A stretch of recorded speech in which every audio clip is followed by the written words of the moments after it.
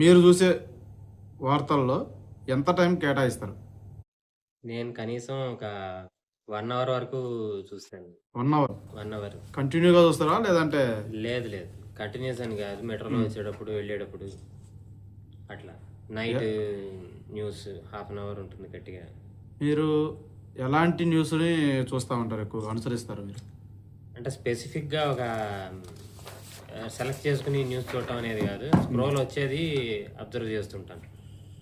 Moreover మనకి ఎట్లా అంటే ఆ స్క్రోల్ వచ్చే వాటిలో కూడా ఇప్పుడు మన రీల్స్ మీద డిపెండ్ అవటం ఇటువంటివి కాకుండా నార్మల్గా మన ఆన్లైన్ పేపర్ వెబ్సైట్స్ ఉంటాయి కదా, ఓకే, వాటిని ఈ బేస్ పేపర్స్ చూస్తారు.